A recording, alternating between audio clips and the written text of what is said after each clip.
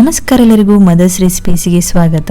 ಇವತ್ತು ಆರೋಗ್ಯಕರವಾದ ಕಷಾಯ ಹೇಗೆ ಮಾಡೋದು ಅಂತ ತೋರಿಸ್ತಾ ಇದ್ದೀನಿ. ಈ ಕಷಾಯವನ್ನು ಗ್ಯಾಸ್ಟ್ರಿಕ್ಕಿಗೆ ಅಥವಾ ಬಾಡಿ ಹೀಟ್ ಆದಾಗ ಕಷಾಯವನ್ನು ಮಾಡಿ ಕುಡಿಬಹುದು. ಈ ಕಷಾಯವನ್ನು ವಾರದಲ್ಲಿ 4 ರಿಂದ 5 ಬಾರಿ ಮಾಡಿ ಕುಡಿದ್ರೂ ಆರೋಗ್ಯಕ್ಕೆ ತುಂಬ ಒಳ್ಳೆಯದು. ಹಾಗಾದರೆ ಬನ್ನಿ ಹೇಗೆ ಮಾಡೋದಂತ ನೋಡೋಣ. ಮೊದಲಿಗೆ ಒಂದು ಪ್ಯಾನಿಗೆ ನಾನು ಅರ್ಧ ಕಪ್ನಷ್ಟು ಕೊತ್ತಂಬರಿ, 1/4 ಕಪ್ನಷ್ಟು ಜೀರಿಗೆ, 1 ಸ್ಪೂನಷ್ಟು ಮೆಂತೆ ಹಾಕ್ತಾ ಇದ್ದೀನಿ.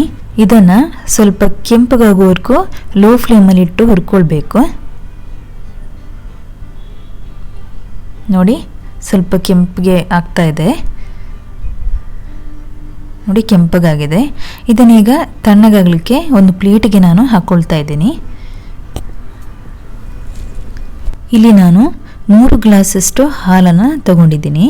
ಇದನ್ನೀಗ ಮೊದಲಿಗೆ ಬಿಸಿ ಮಾಡ್ಕೊಳ್ಳೋಣ. ಇವಾಗ ಈ ಕೊತ್ತಂಬರಿ, ಜೀರಿಗೆ, ಮೆಂತೆ ಕೂಡ ತಣ್ಣಗಾಗಿದೆ. ಇದನ್ನು ಮಿಕ್ಸಿ ಜಾರಿಗೆ ಹಾಕಿಬಿಟ್ಟು ನೈಸಾಗಿ ಪುಡಿ ಮಾಡ್ಕೊಳ್ಳೋಣ. ನೋಡಿ, ಇದು ಚೆನ್ನಾಗಿ ಪುಡಿಯಾಗಿದೆ. ಇದನ್ನು ನೀವು ಒಂದು ಡಬ್ಬದಲ್ಲಿ ಹಾಕಿಟ್ರೆ 1 ತಿಂಗಳವರೆಗೂ ಈ ಪುಡಿಯನ್ನು ಹಾಲಿನೊಟ್ಟಿಗೆ ಹಾಕಿ ಕುಡಿಬೋದು.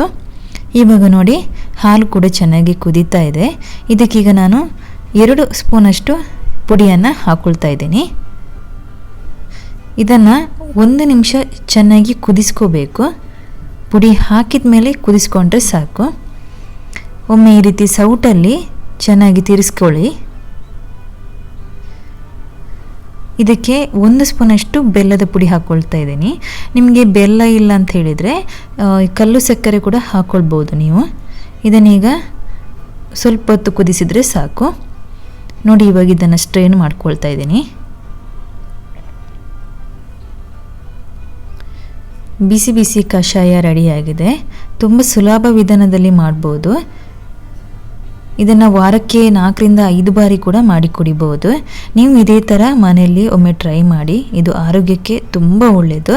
ಹಾಗೆ ನಾನು ತೋರಿಸಿದ ಇವತ್ತು ನಿಮಗೆ ರೆಸಿಪಿ ಇಷ್ಟ ಆದರೆ ಪ್ಲೀಸ್ ಸಬ್ಸ್ಕ್ರೈಬ್ ಮಾಡಿ, ಲೈಕ್ ಮಾಡಿ, ಶೇರ್ ಮಾಡಿ.